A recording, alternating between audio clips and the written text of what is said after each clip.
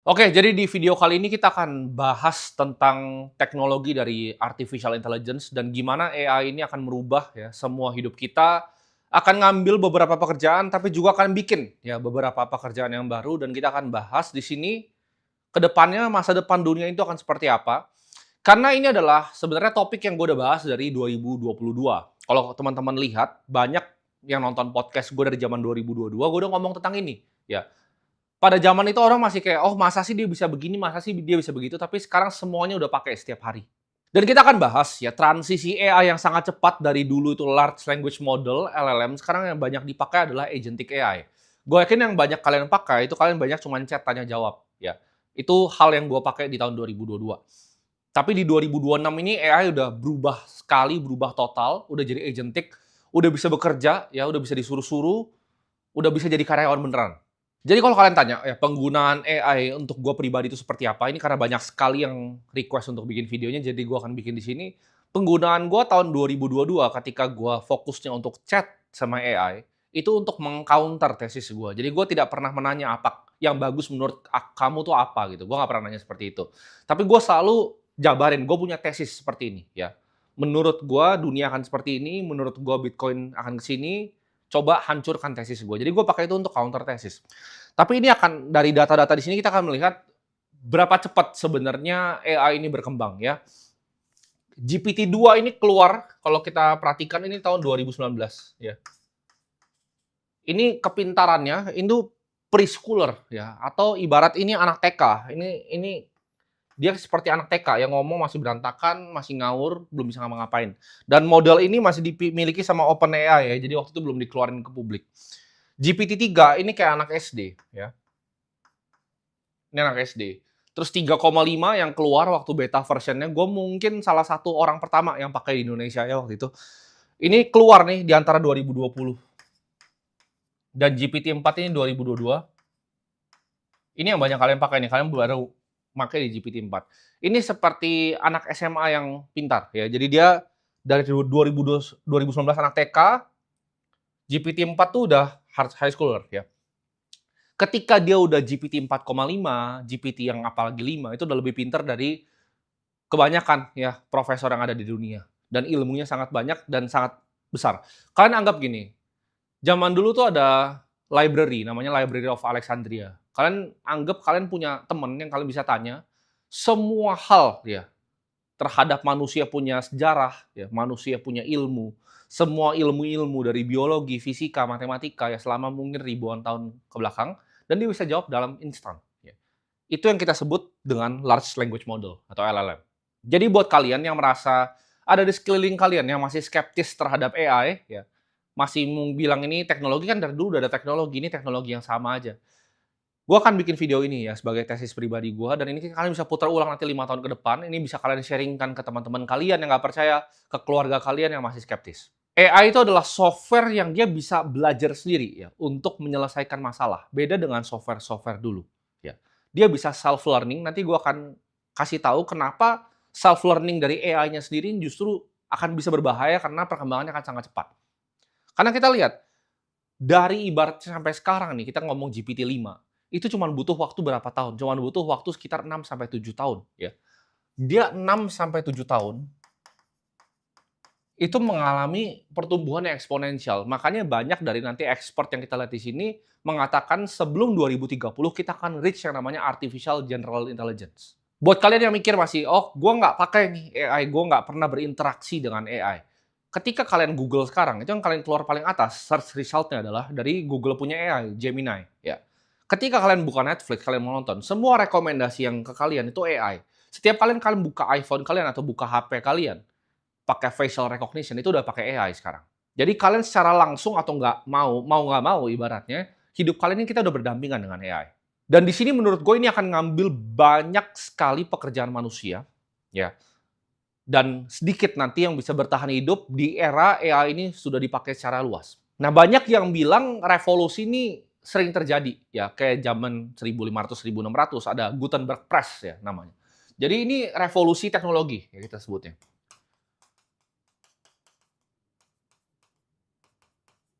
Nah, revolusi teknologi ini kita kan ngelihat dari tahun 1500 sampai 1600 ya. Itu Gutenberg Press. Kita lihat juga ada Steel and Railroad ya. Ada industrialisasi. Ini dari setiap ini keluar ya Gutenberg Press, karena buku itu dulu sesuatu yang ibaratnya manusia itu susah untuk bikin ya. Jadi perlu banyak orang, buku itu adalah hal langka. Ketika press dibikin, orang bilang oke, yang bikin buku akan hilang semua. Steel and Railroad juga sama ya. Dan industrialisasi ketika ini mesin ini bisa menggantikan manusia ya. Kita juga di 1800 itu ada tekstil ya. Ini ada tekstil. Ketika mesin tekstil dibikin, orang pada takut, oh ini yang tadinya kerja untuk menjahit baju kemana nanti semuanya. Ya. Jadi revolusi teknologi itu terjadi berkali-kali, dan kita tahu yang paling profound ya, 1980 itu internet. Oke. Jadi banyak kalian mungkin nonton video ini skeptis, kalian pikir oke, AI memang teknologi yang revolusioner, tapi Gutenberg Press ini juga revolusioner, steel dan railroad juga revolusioner, industrialisasi untuk berubah jadi mesin ya, steam engine itu juga revolusioner, tekstil tahun 1800 juga revolusioner, internet juga revolusioner, dan juga katanya dulu ATM itu kan akan gantiin teller, tapi nyatanya teller tetap ada. Itu mungkin argumennya. Cuman gue punya argumen yang berbeda di sini. Di mana AI ini membantu kita untuk berpikir ya. Jadi intelligence, human intelligence yang diganti, ya. Bukan fisik. Dan fisiknya juga menurut gue akan diganti nanti. Tapi yang diubah AI secara fundamental adalah pemikiran manusia. Jadi akan nanti ada gap intelektual, yang pintar akan makin pintar pakai ini, yang nggak ngerti akan ketinggalan. Jadi ini akan disparitas kekayaan akan sangat jauh. Gue adalah pengamat keuangan, jadi gue akan lihat ini dari segi keuangan, di mana kita melihat di sini ya. Ini capital flow ya, banyak berputar di sekitar AI ya. Perusahaan investasi paling besar di Jepang, SoftBank, dipimpin oleh Masayoshi Son, dia investasi besar sekali di OpenAI. Dan ini kita cuma ngomong OpenAI ya. Kita belum ngomong perusahaan-perusahaan AI yang besarnya. XAI punya Elon Musk, kita ngomongin Anthropic ya, mau $1 triliun dia. IPO-nya mau di $1 triliun. Itu akan jadi IPO terbesar sepanjang sejarah ya, barengan nanti sama SpaceX. Jadi capital inflow ini besar sekali ya. Ini satu dunia. Jadi ibarat ini ada uang nih, ini uang, ini satu dunia ini, itu ke AI, cuman ke AI. Kalau teman-teman lihat mau venture capital besar ya, Thrive Capital dan lain-lain, itu semuanya mau Andreessen Horowitz, mau kita ngomong Sequoia, itu semua fokus untuk berinvestasi di AI ya. Dan kalau kalian tanya, kenapa ibaratnya saham-saham di emerging market mungkin Indonesia, Malaysia, atau mungkin kripto atau altcoin yang lain, kenapa nggak naik? Karena semua capital yang ada di dunia itu fokus di AI. Karena ini memang adalah teknologi revolusioner yang terbesar sepanjang manusia. Nah, di AI ini ada konsep yang namanya orders of magnitude. Atau dibilangnya OOM. Nah, ini apa? Ini adalah percepatan. Ya. Ini adalah multiplier yang orang bilang bisa 10 kali. Ya. Ketika multiplier ini terjadi, AI akan jadi super pinter. Kenapa? Karena ketika AI diciptakan, ya kita ngomong misalnya, ini AI diciptakan. AI ini akan bisa bikin researcher AI ya. Nah, ketika researcher AI ini jadi, dia akan bisa bikin AI yang lebih canggih. Ini AI versi 1 ya. Ini AI versi 2. Ya, ini akan bikin researcher yang lebih pintar lagi. Oke, ini akan bisa bikin ya AI versi 3. Dan ini akan bikin researcher lagi. Dia akan bikin lagi AI versi 4.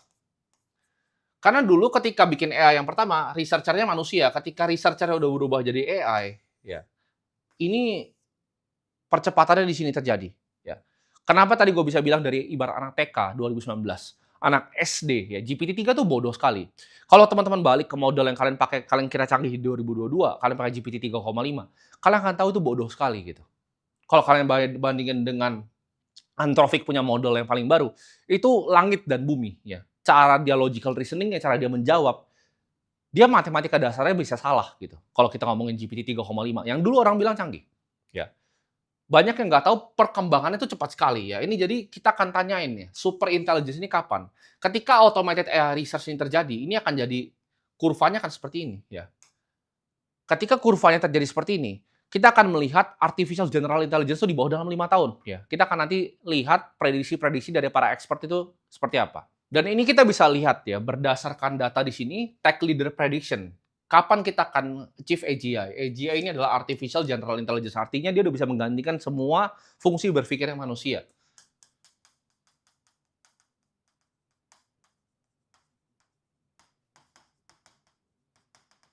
Oke. Elon Musk itu target di 2029 ya. Sam Altman dia target di sini. Shane Lack ini founder dari DeepMind ya di 2028. Buat teman-teman nggak tahu, ketika AGI ini udah jadi, semua pekerjaan white collar itu akan hilang. Artinya apa? Pekerjaan kerah putih ya.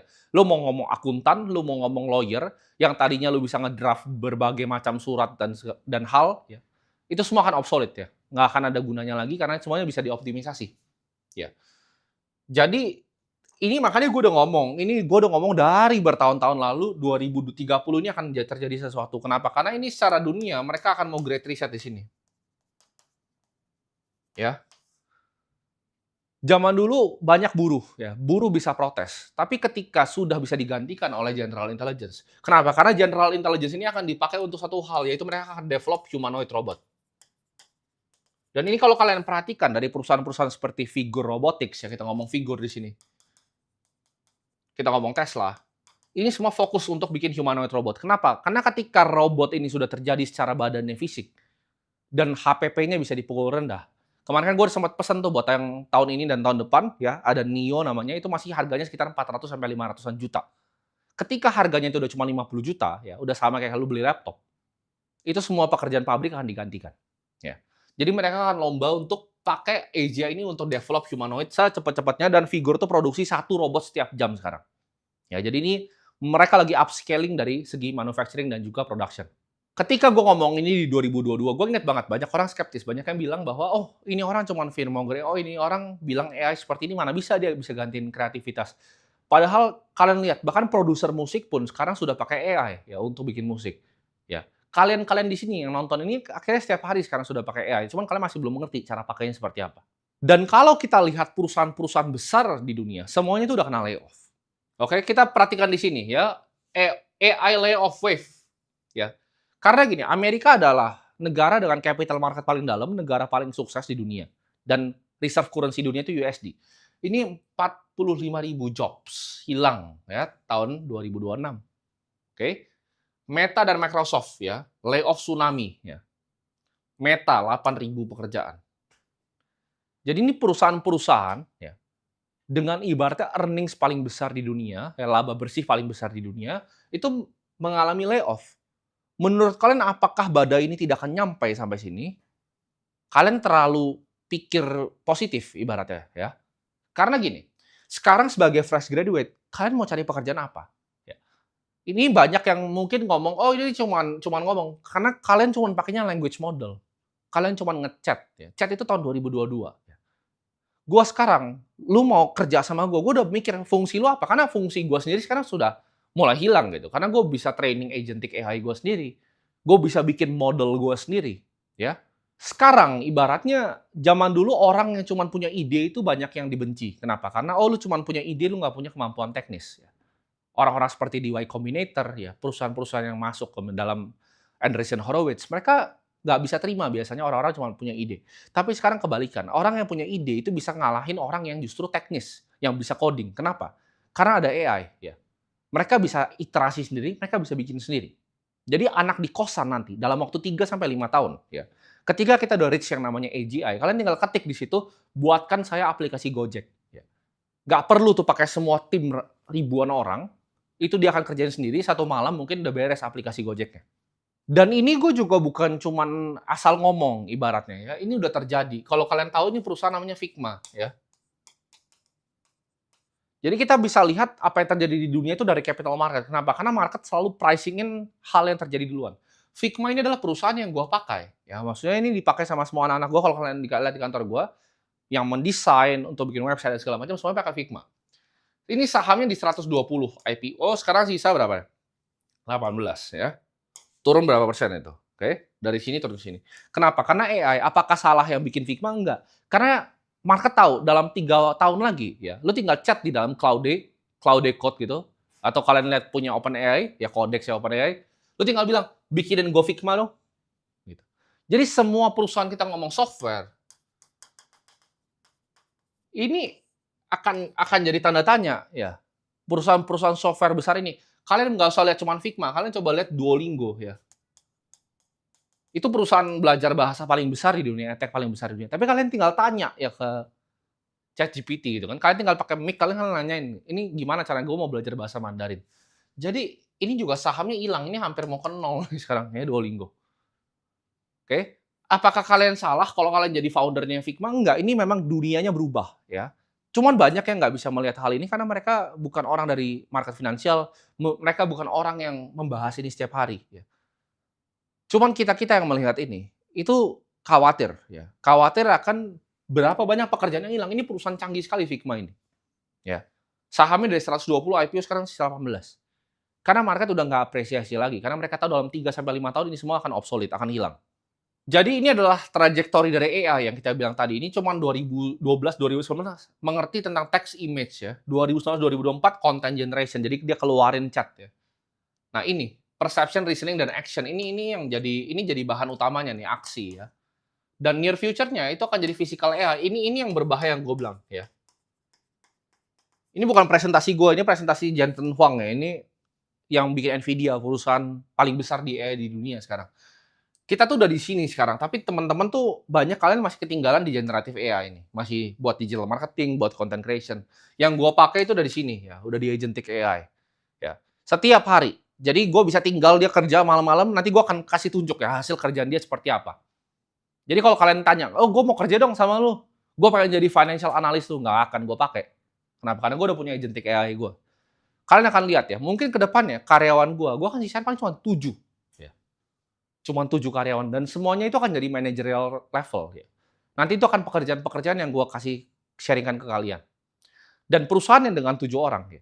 Dulu itu gue inget banget, ketika 2019 ya, zaman gue bikin perusahaan, gue punya perusahaan, waktu itu sekitar 130 karyawan gue. Dan sekarang, itu sekitar 20 karyawannya. Tapi dengan bantuan dari AI, pekerjaan itu sama ya, kayak orang 130. Output-nya itu tidak bisa dibedakan. Jadi nanti ke depannya bisa cuma 1 orang ya. Nanti percaya gue akan ada perusahaan 1 orang ya, 1 orang billion dollar company. Jadi cuma 1 orang nanti yang akan kerjain ya.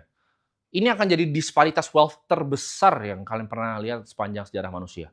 Nah, tapi untuk nyampe sini, AI itu punya beberapa problem ya. Satu ya adalah computing problem. Computing ini apa? Perusahaan akan jadi hyperscaler di data center ya. Dunia ini arahnya akan ke sini ya. Yang kedua itu cyber security. Karena ketika itu agentic AI ini bisa lepas ya. Ini akan jadi cyber security problem di dunia yang akan nanti trigger geopolitik problem. Dan ketiga ya, ini akan terbitin masalah geopolitik. Kalau kalian tanya, kenapa uangnya semua ke AI? Ya, kenapa uangnya udah nggak ada lagi ke kripto? Kenapa udah nggak ada lagi ke saham-saham yang lain? Karena jawabannya ini adalah lomba geopolitik. Siapa negara yang sampai AGI pertama akan menguasai dunia? Kenapa? Dia akan tanya AGI-nya untuk ngapain next-nya. Ketika mau perang nih, misalnya Iran, Hormuz, Amerika, Israel, yang punya AGI ini akan menang langsung perangnya. Ya. Dia langsung akan hitung berapa langkah ke depan, apa yang akan terjadi. Ya. Semua negara akan ngejar ini. Ya, dan 2 negara paling besar yang kemungkinan paling dekat ke sini adalah Amerika dan Cina. Jadi mereka akan gelontorin semua duitnya untuk computing ya, untuk bikin data center, untuk bikin energy grid. Ini udah terjadi sekarang ya. Ini gua taunya terjadi sekarang kenapa? Karena ya balik lagi gua pengamat finansial dan semuanya bergerak secara finansial duluan sebelum kalian publik itu tahu ya. Kalau kalian tahu perusahaan Bitcoin itu ada 2 ya. Ada perusahaan seperti MicroStrategy yang beli-beliin Bitcoin dan ada perusahaan yang menambang Bitcoin. Nah, ada yang tahu nggak apa kabar sekarang penambang Bitcoin sekarang? Mereka jadi perusahaan yang jauh lebih besar lagi. Kenapa? Karena mereka berubah, ya. Nah, ini menarik kan di sini. Ini adalah perusahaan namanya Core Scientific. Kalau kalian tahu, Core Scientific ini adalah Bitcoin miner dulunya. Ya, mau itu perusahaan Iren, ya, Mara. Ini dulunya semua Bitcoin miner, ya. Perhatikan di sini, high density collocation. scalable, energy efficient data center design for designated AI. Jadi semua mesinnya dirubah buat AI. Ini kenapa kripto duitnya udah nggak ada lagi, ya. Karena semua miner Bitcoin itu berubah. Ya, ini kan tadinya nambang Bitcoin nih. Ini dipakai buat AI sekarang. Kenapa? Karena ini udah mandat dari negara untuk yuk kita lomba lawan Cina. Karena siapapun yang nemuin super intelligence atau general intelligence pertama akan menguasai satu dunia ini. Ya. Jadi ini unprecedented race. Ya. Ini lomba benar-benar satu dunia. AI ini gue lihat mirip seperti bom nuklir ya. Ini ibaratnya zaman Oppenheimer. Ketika ini terjadi, lu bisa hancurin sistem manapun ya. Kalau ketika AGI lu udah jadi, ya, semua sistem bisa akan lu bobol nanti. Semua keamanan negara US, Cina, semua data-data di bank sentral bisa lu bobol nanti. Jadi ketika udah terjadi ya, orang yang punya akses ke sini atau tahu cara menggunakannya kan punya kepintaran 100 kali lipat. Sedangkan yang nggak pakai ya dia kan di sini aja. Kan dari awalnya udah pintar nih bodoh nih. Ya, yang pintar ini nanti ke atas ke gedung itu, ya, ke langit. Yang bodoh ini stay. Dan yang semua gue ngomong di sini adalah realita ya. Kita lihat ya, ini Forbes list ya.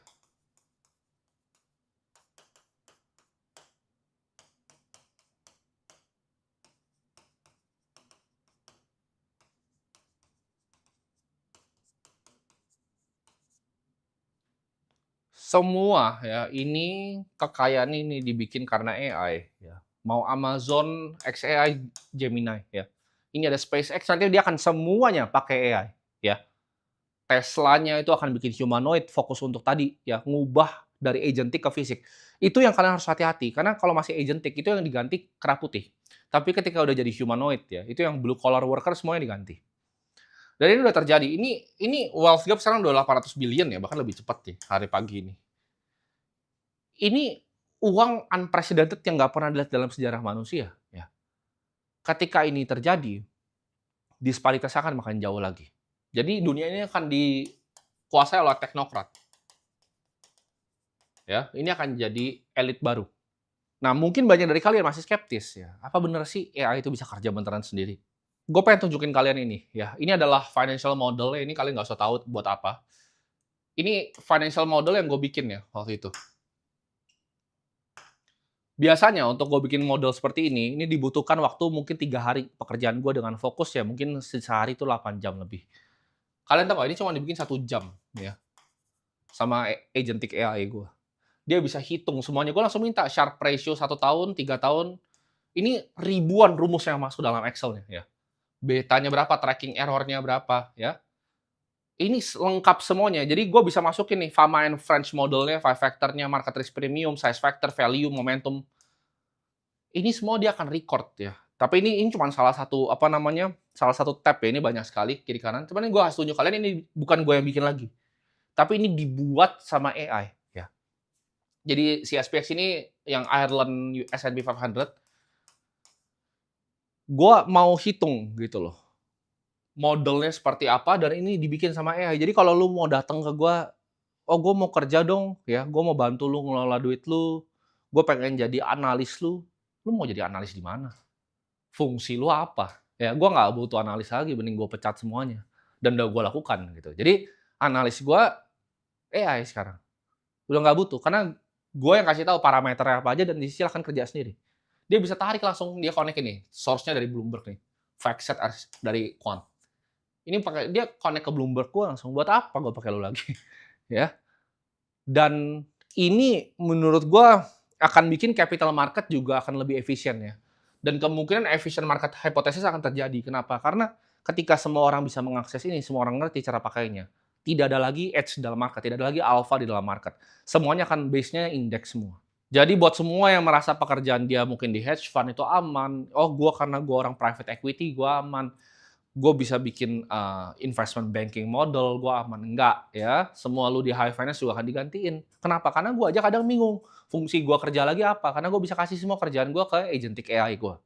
Nah pertanyaannya sekarang gimana kita caranya survive ya? Cara kita bisa survive di era AI, kita harus fokus ke sesuatu yang ada human touch. Tadi gue bilang, kenapa karyan gue tetap ada 7? Karena perlu ada akuntabilitas dari manusia. Karena kita nggak bisa salahin AI kalau dia salah. Ya. Jadi human touch itu apa? Satu, yang menurut gue akan selalu ada leadership. dan empati. Kalian harus kembangin soft skill kalian justru. Kenapa? Karena skill teknis, financial modeling tadi gue tunjukin ke kalian, itu kerjaan gue selama 3 hari loh, dia beresin sejam langsung beres. Ya gue tinggal tidur doang, gue suruh kerja malam, dia akan kerja, sudah beres. Ya, jadi leadership dan juga empati. AI itu bisa kerjain teknis seperti tadi, dia bisa bikin financial model, tapi dia lack sesuatu, dia nggak punya yang namanya visi. Ya, visi dan gue sebutnya sini judgment. Musik produser itu bisa minta tolong untuk ibaratnya AI bikin ya lagu untuk dia, tapi taste itu tetap manusiawi ya. Taste itu tetap dia yang harus pilih, ini mana yang bagus, mana yang enggak ya. Dia bisa bikin financial model, tapi ujungnya judgement gua ya, apakah ini untuk eksekusi ini atau enggak. Dia bisa hitung ya segala macam ya. Misalnya gua punya total portfolio berapa, gua kasih, "Oke, lu hitung ya half Kelly-nya berapa." Ya, Kelly adalah Kelly Criterion, itu sebuah formula untuk investasi, gue tinggal tanya, ya half Kelly-nya berapa, position sizing yang gue harus masuk ya. Dengan risk sekian, gue bisa dapetin expected value berapa. Itu dia bisa hitung, tapi judgement-nya untuk gue eksekusi ordernya tetap gue pribadi. Ya. Visinya ya, portofolionya mau seperti apa tetap gue pribadi ya. Gue mau risk adjusted return-nya berapa, gue mau target Sharpe ratio-nya berapa, Sortino ratio-nya, Kalmar ratio-nya berapa, tetap gue pribadi ya. Visi dan judgement tetap gue. Tapi eksekusi semuanya, oke lu run financial modelnya, bikin semua skenario. Itu udah bisa AI sekarang. Dan yang ketiga ya, lu nggak boleh ngelawan, lu harus adaptasi ya.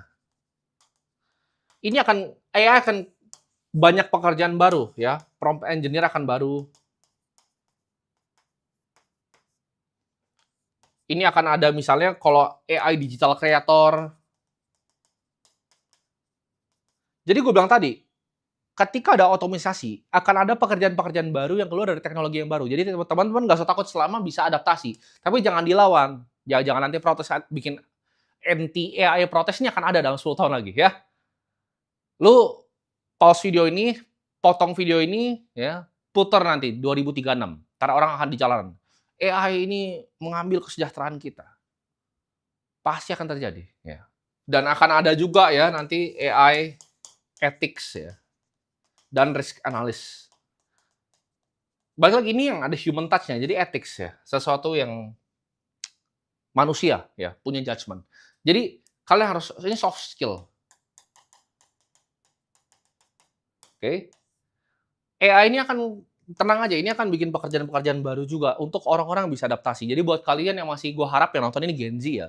Karena biasanya kalau udah lebih tua tuh udah lebih susah untuk belajar karena mereka punya pride-nya sendiri. Tapi buat kalian masih Gen Z yang egonya itu masih bisa diredam, masih bisa dengerin orang, dengerin gue ya. Adaptasi, ini kalian bisa jadi prompt engineer, bisa jadi AI arsitek nanti juga, AI digital creator, bisa jadi AI ethics dan juga risk manager. Akan banyak nanti pekerjaan-pekerjaan baru yang keluar dari field dari AI ini. Jadi jangan sebagai manusia kita putus asa, kita harus fokus untuk menjadi yang lebih baik. Ibaratnya karena setiap kali gue lihat revolusi gini, kenapa cuman ibaratnya orang luar negeri ya yang bisa berevolusi? Kenapa mereka doang ya? Kenapa cuma di luar negeri yang mereka aktif untuk bikin AI, aktif untuk jadi prompt engineer, aktif untuk jadi AI ethics ini? Gue belum melihat ada pekerjaan seperti ini di Indonesia, ini udah ada di luar negeri ya. Karena menurut gue anak bangsa juga bisa ya. Gak cuma mereka yang bisa berinovasi, tapi kita juga bisa berinovasi.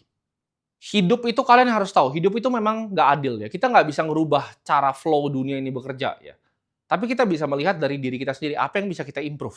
Kita memang nggak bisa ngelawan sistemnya, tapi kita bisa jadi sedikit aja ya, sedikit lebih pintar. Gue bikin ini, semua ini bukan untuk nakut-nakutin kalian ya. Kenapa gue bikin cara survive ini ya? Cara ini pekerjaan-pekerjaan baru gue kasih tahu di sini. Karena gue pengen kita bisa naik kelas bareng. Ya. Semua yang nonton gue di sini, gue peduli sama kalian dan gue pengen kita naik kelas bareng. Ya. Ini bukan untuk nakut-nakutin kalian, ini bukan buat fear mongering, ini memang data, fakta, dan apa yang terjadi di dunia ini. Ya. Karena banyak kan selalu yang potong-potong video gue untuk bilang, oh ternyata gue tuh bener. Kenapa? Karena gue selalu ngeliat data. Ya. Dari gue pelajarin data, gue pelajarin historis dari manusia, kita bisa dapat gambaran sedikit ya, masa depan itu akan seperti apa. Karena gue lihat tadi, Gutenberg Press itu mereka protes. Karena gue lihat tadi, pas tekstil mereka protes. Pas kuda diganti jadi mobil Henry Ford, mereka protes juga. Nanti ketika pekerjaan semuanya diganti AI, tapi ada pekerjaan baru nih. Buat yang adaptasi mah aman. Tapi yang nggak berhasil adaptasi, mereka kan protes lagi. Ya, anti-AI protes nanti. Jadi semoga kalian bisa mencerna video ini, kalian tolong sharingkan ke orang-orang yang masih skeptis, buat teman-teman kalian ya. Karena waktu kalian ini nggak banyak lagi ya. Sebelum 2030 harusnya kita udah reach AGI.